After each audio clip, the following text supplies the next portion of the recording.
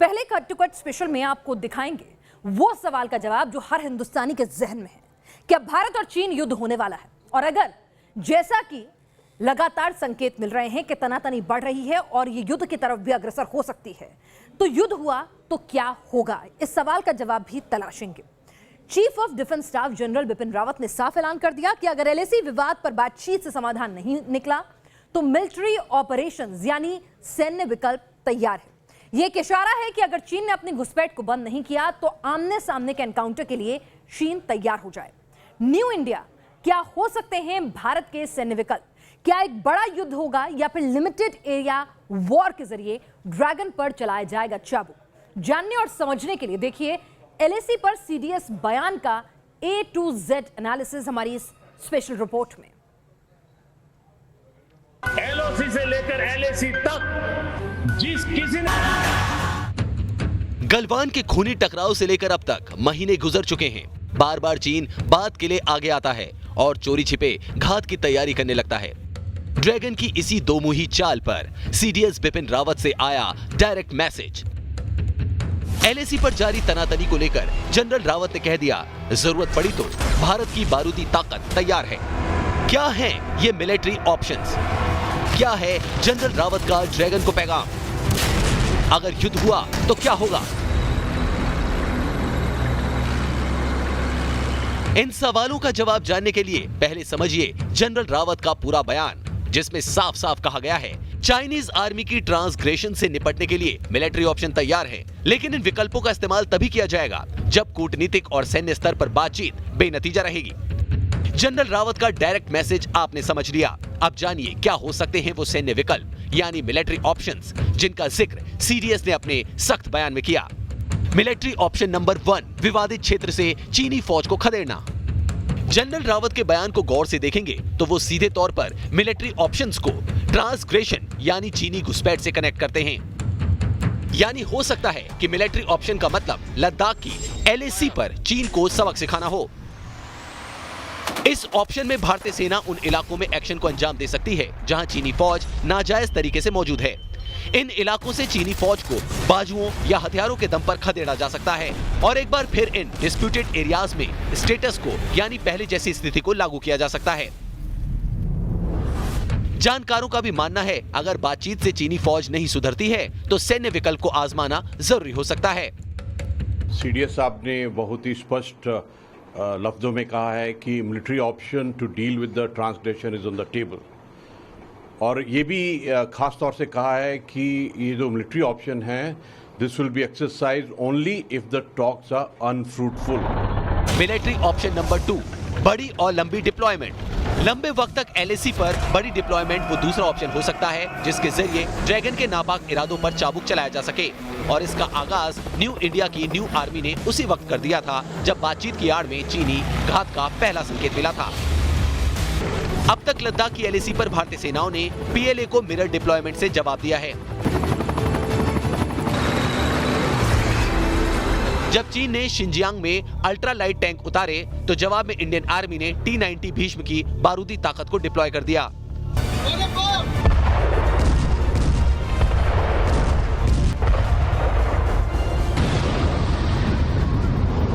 होतान और काशी में चीन ने J-10 और J-11 की तैनाती बढ़ाई तो लद्दाख के आसमान में सुखोई 30 नजर आने लगा।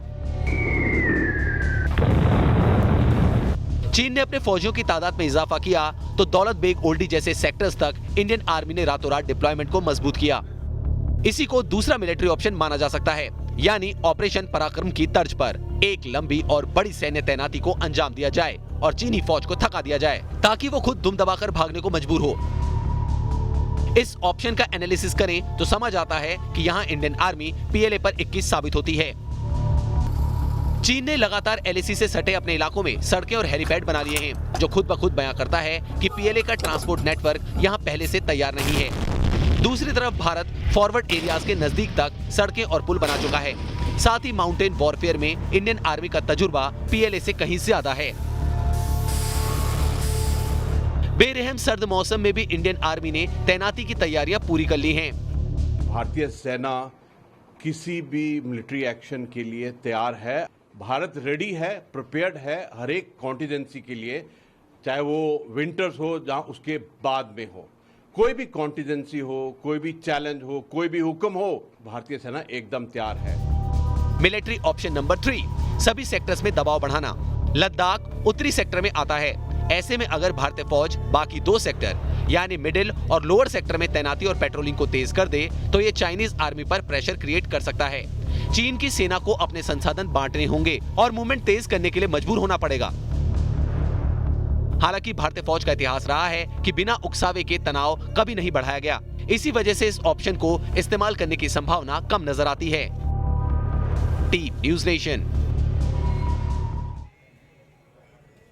चीन भले ही बार बार जंग की धमकी देता हो, चीनी मीडिया से प्रोपेगेंडा वीडियो सामने आती हो, लेकिन असल में जिन हथियारों का ड्रैगन दम भरता है उनके बलबूते जंग चीन के बस की बात नहीं है। लद्दाख की एलएसी के इस और उस पार की तैनाती देखिए और खुद ब खुद आप समझ जाएंगे कि कमजोर चीन खुद न्यू इंडिया की नई बारूदी ताकत की दहशत से कैसे जूझ रहा है। आइए आपको बताते हैं लद्दाख के पास दोनों ने किस तरह की डिप्लॉयमेंट जो है वो की हुई है। लद्दाख में एलएसी के नजदीक चीन फिलहाल बड़ी तादाद में अपने जे सीरीज की fighter jet J-10, J-11 fighter jets जो है उनकी तैनाती कर रहा है, जबकि लद्दाख में भारतीय वायुसेना के सुखोई 30 तैनात हैं। तो J-10, J-11 के जवाब में सुखोई 30 जो हैं वो तैनात हैं। J-11 दरअसल रूस के ही सुखोई 27 का कॉपी पेस्ट वर्जन है, यानी कि डुप्लीकेट कॉपी है, जबकि सुखोई 30 सुखोई 27 से अपग्रेडेड फाइटर जेट है। J-11 में इंटीग्रेटेड इलेक्ट्रॉनिक वॉरफेयर से लेस नहीं है, जबकि सुखोई 30 MKI इलेक्ट्रॉनिक वॉरफेयर से इंटीग्रेटेड वॉरफेयर से लेस है। आपको बता दें J-11 में हथियार लोड करने के लिए 10 हार्ड पॉइंट्स हैं, जबकि सुखोई में 30 में 12 हार्ड पॉइंट्स हैं सुखोई 30 में, यानी फ्लाइट के दौरान सुखोई 30 ज्यादा हथियार ले जाने में उनके पास ताकत होती है, उनसे ज्यादा लेस रहता है। जो खबरें सामने आई हैं उनके मुताबिक एलएसी के नजदीक J-10, J-11 के जवाब में अगर सुखोई 30 तैनात किए हैं तो चीन ने अपने Z-10 हेलीकॉप्टर्स को भी तैनात कर रखा है। लद्दाख में Z-10 हेलीकॉप्टर्स के जवाब में इंडियन आर्मी ने, इंडियन एयरफोर्स ने अपाचे अटैक चॉपर्स की तैनाती की है।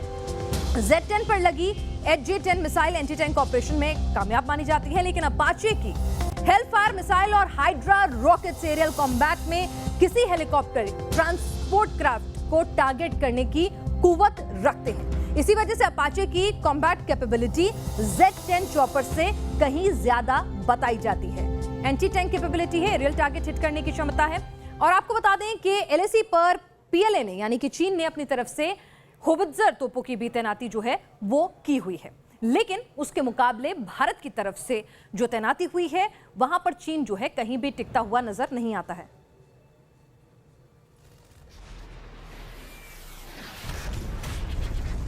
चीनी फौज के अंदर भारत का डर है और ये एक बार नहीं बल्कि बार बार साबित हो रहा है। इंडिया की इसी ताकत से ड्रैगन की दहशत का एक और सबूत सामने आया है सैटेलाइट इमेजरी से, जिसमें दावा किया जा रहा है कि कैलाश मानसरोवर के नजदीक चीन ने SAM यानी सरफेस टू एयर मिसाइलों का एक अभेद किला बना लिया है, उसकी तैनाती शुरू कर दी है। सरफेस टू एयर मिसाइल की डिप्लॉयमेंट का एक ही मतलब है, चीन को राफेल का डर सता रहा है, क्योंकि राफेल ही आसमान का वो योद्धा है जो पलक झपकते ही चीन के गुरूर को चूर चूर कर सकता है। आइए न्यूज़ नेशन की इस एक्सक्लूसिव रिपोर्ट में समझिए चीन कैसे राफेल से डरा हुआ है।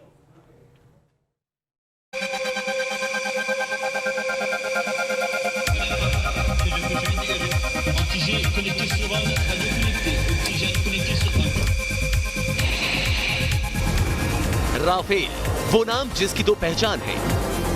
हम हिंदुस्तानी इस आसमानी योद्धा को देश का दम कहते हैं और एलएसी पार चीन में इसे डर का दूसरा चेहरा कहा जाता है।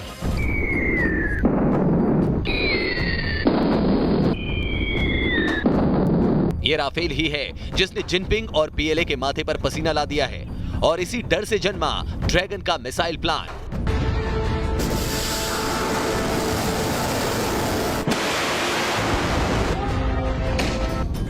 राफेल से डर गया ड्रैगन, पीएलए में दहशत का सबूत नंबर 1। सैटेलाइट से कैप्चर की गई चीनी फौज की ये करतूत चीन में राफेल की दहशत का पहला सबूत। भारत, नेपाल और चीन के बीच लिपुलेख ट्राई जंक्शन पर चीनी फौज ने surface to air missile deploy की।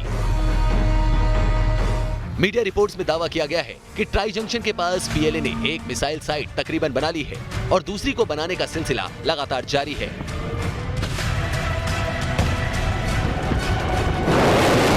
लिपुलेख के नजदीक सरफेस टू एयर मिसाइल तैनात करने का एक ही मतलब है, राफेल को टारगेट करना।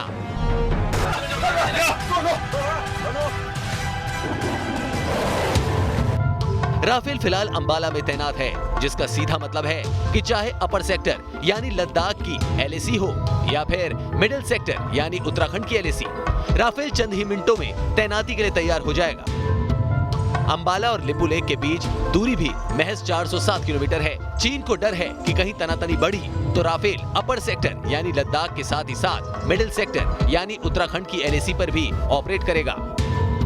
इसी वजह से चीनी फौज ने यहाँ सरफेस टू एयर मिसाइल तैनात की है, लेकिन चीन ये भूल रहा है कि उसकी सरफेस टू एयर मिसाइल यानी HQ-9 की रेंज सिर्फ 27 किलोमीटर है, जबकि राफेल 42,000 फीट तक की ऊंचाई पर फ्लाइंग कर सकता है।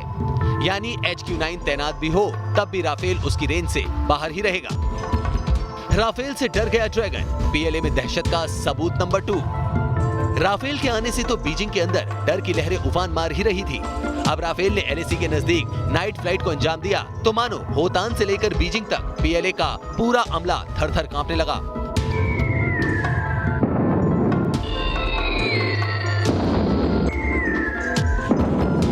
राफेल का तोड़ चीन के पास है नहीं, तो चीन ने एक और दांव खेला।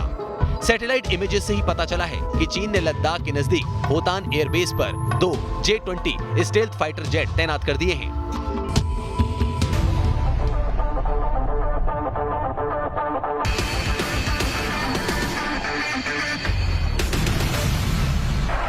आज से पहले कभी चीन अपने कथित स्टेल्थ फाइटर जेट को LAC तक नहीं लाया था।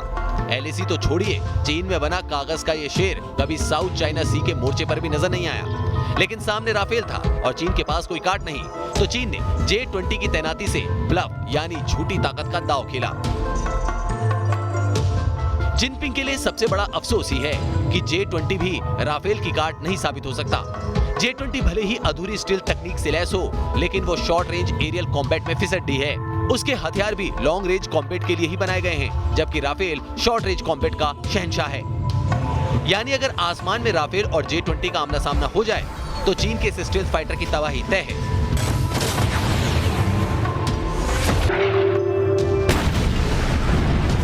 राफेल ने ड्रैगन का खेल ऐसा खराब किया है कि काटो तो खून नहीं। डर इतना है कि पहले J-20 और फिर सरफेस टू एयर मिसाइल तैनात कर दी। अभी तो 5 ही राफेल आए हैं, जब 36 आएंगे और आसमान को दहलाएंगे तब न जाने ड्रैगन का क्या हाल होगा। Team news nation. हिंदुस्तान की ताकत से सिर्फ चीन ही नहीं बल्कि पाकिस्तान भी खौफजदा है। और अब किस तरह से बाजवा और इमरान चीन के नकली ड्रोन के सहारे हिंदुस्तान पर अटैक करने की फिराक में हैं, देखिए इस रिपोर्ट में। बाजवा की बुज़दिल ब्रिगेड की करतूत।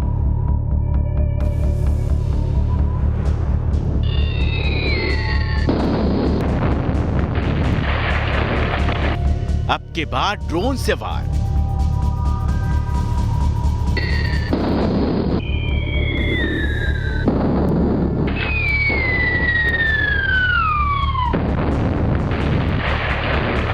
LOC पर बार बार मार खाने के बावजूद पाकिस्तानी सुधरते नहीं। इमरान बाजवा की इसी शैतानी खोपड़ी से निकला अटैक ड्रोन्स वाला प्लान।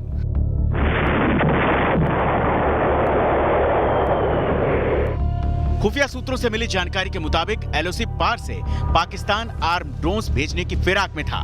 इस ड्रोन्स में विस्फोटक लगाने का प्लान था, जो भारतीय क्षेत्र में सेना और अर्धसैनिक बलों के स्टेशंस को निशाना बनाते। अनगिनत बार मुंह की खाने के बाद भी पाकिस्तान अपनी हरकतों से बाज नहीं आ रहा। इस बार वो ड्रोन के जरिए हिमाकत करने की फिराक में है, जिसका भरपूर जवाब लगातार उसे भारतीय सेना दे भी रही है।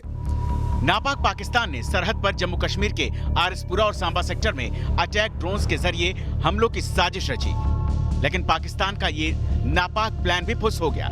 BSF ने अपने इंटेलिजेंस नेटवर्क के जरिए इस ड्रोन रैकेट को एक्सपोज कर दिया। खुलासे के बाद सीमा पर BSF ने अलर्ट जारी कर दिया। अलर्ट के बाद चौकसी बढ़ा दी गई, जमीन से लेकर आसमान तक नाकेबंदी बढ़ा दी गई। पहली बार नहीं है जब पाकिस्तान से ड्रोन उड़कर भारत को टारगेट करने की कोशिश की गई थी। जून में ही पाकिस्तान के एक विस्फोटक से लैस ड्रोन भारत की तरफ बढ़ा था, लेकिन हीरानगर सेक्टर BSF के बहादुरों ने इस ड्रोन को मार गिराया। ड्रोन्स के साथ एक राइफल, 2 मैगजीन, 60 राउंड और 7 ग्रेनेड बंधे हुए थे। इमरान और बाजवा की झुंझलाहट वाजिब है। घाटी में आतंक के गुर्गे मारे जा रहे हैं। एलओसी पर आमने सामने की लड़ाई बस की बात नहीं। ऐसे में अपना वजूद और प्रोपेगेंडा बचाए रखने के लिए ड्रोन जैसी नई नई साजिश को अंजाम दिया जा रहा है। Team news nation. और आइए अब आपको दिखाते हैं तस्वीरें जो खबर बन गई। तस्वीर नंबर 1। बेलारूस के राष्ट्रपति लुकाशेंको के एक वीडियो ने पूरी दुनिया को हैरान कर दिया। मिन्स्क में प्रदर्शन के हालात का जायजा लेने के लिए जब लुकाशेंको ने हवाई दौरा किया तो उन्होंने बुलेट प्रूफ जैकेट पहन रखा था और लुकाशेंको के हाथ में AK-47 थी। एक राष्ट्रपति के हाथ में AK-47 जैसा हथियार, यही बन गया हेडलाइंस का सबब। लुकाशेंको कह चुके हैं कि वो गद्दी नहीं छोड़ेंगे और AK-47 उठाकर उन्होंने बता दिया कि वो अब कुर्सी के लिए खून खराबे के लिए भी तैयार हैं। तस्वीर नंबर 2। सीरिया में गैस पाइपलाइन में इतना बड़ा धमाका हुआ कि पूरा इलाका दहल गया। गैस पाइपलाइन में मेंटेनेंस का काम चल रहा था कि अचानक एक पाइप से गैस लीक हो गई और देखते ही देखते मानो आग का बड़ा बवंडर बन गया। तस्वीर नंबर 3। चीन में एक आर्टिस्ट ने ट्रंप और पुतिन समेत दुनिया के बड़े बड़े नेताओं की मोम की मूर्तियां बनाना शुरू कर दिया। थोड़ा दूर से देखने पर ऐसा लगता है मानो पुतिन खुद ही सामने खड़े हों। दरअसल इस आर्टिस्ट ने ये मूर्तियां अमेरिका में होने वाले चुनाव के मद्देनजर बनाई हैं। हालांकि कोरोना के चलते इसके ऑर्डर कम हो गए हैं। तस्वीर नंबर 4। इजराइल में पहला फ्लोटिंग सिनेमा हॉल तैयार किया गया है। दरअसल कोरोना के चलते यहाँ सभी थिएटर्स बंद हैं। ऐसे में फिल्मों के दीवानों के लिए फ्लोटिंग सिनेमा हॉल बनाया गया है जिसमें लोग नाव के अंदर बैठकर फिल्मों का मजा लेते हैं। Team news nation. और अब बात करते हैं नॉर्थ कोरिया के सन की, तानाशाह किम जोंग उन की और उसकी बहन की। किम कोमा में है और अब सवाल ये कि क्या लेडी डिक्टेटर की एंट्री होने वाली है नॉर्थ कोरिया के इतिहास में पहली बार, क्योंकि खबर है कि कोमा में किम चला गया है और उस गद्दी उसकी बहन को सौंपी गई है जो किम से भी ज्यादा खूंखार है।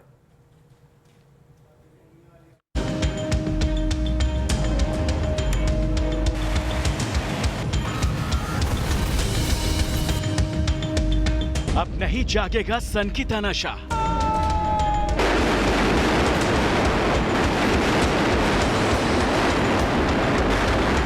किम कोमा में रहना, राज करेगी बहना।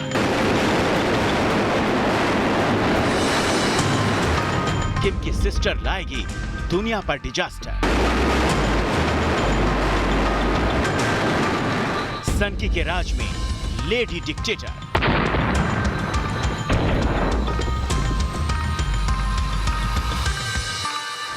नॉर्थ कोरिया के 70 साल के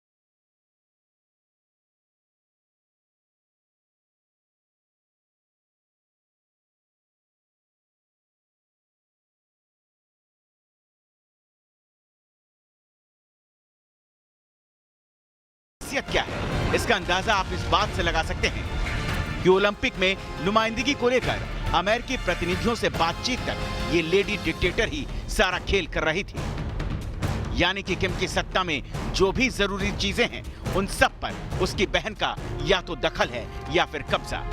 इसलिए अब दुनिया आने वाले वक्त में लेडी डिक्टेटर के इशारे में नॉर्थ कोरिया में मिसाइल और न्यूक्लियर वेपन के टेस्ट होते देखने वाली है।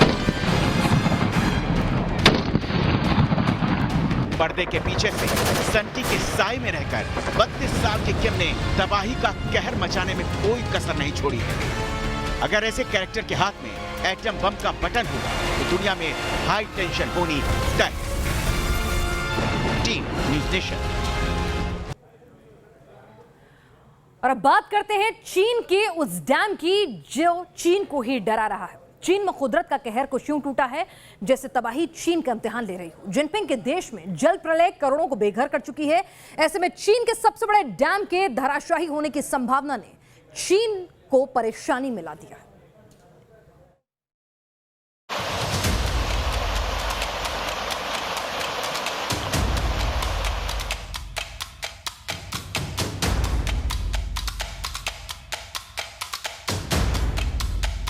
चीन में बांध बना भस्मासुर।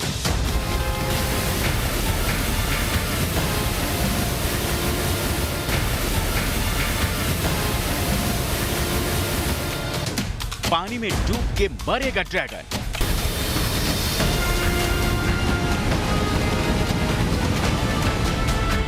डैम से ड्रैगन को डर लगता है।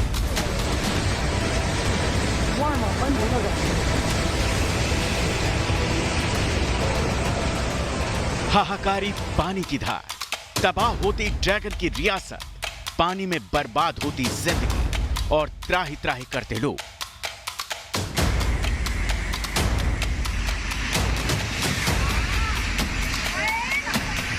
ये तस्वीरें नहीं बल्कि चीन में आने वाली सबसे बड़ी तबाही का सिग्नल है। चीन की यांगजे नदी पर बने थ्री गॉर्जेस डैम की ये विनाशकारी तस्वीरें शी जिनपिंग की नींद उड़ा रही हैं।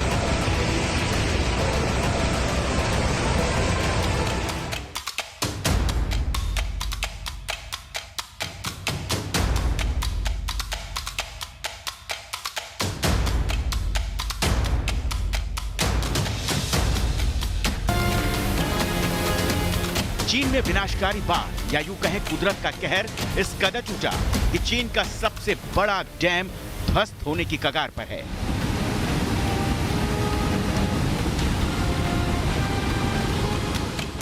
यांगजे नदी में 75,000 क्यूबिक मीटर पानी हर सेकंड बह रहा है। बांध से 48,800 क्यूबिक मीटर पानी हर सेकंड छोड़ा जा रहा है। 166 मीटर तक पहुंच चुका है बांध में इकट्ठा पानी।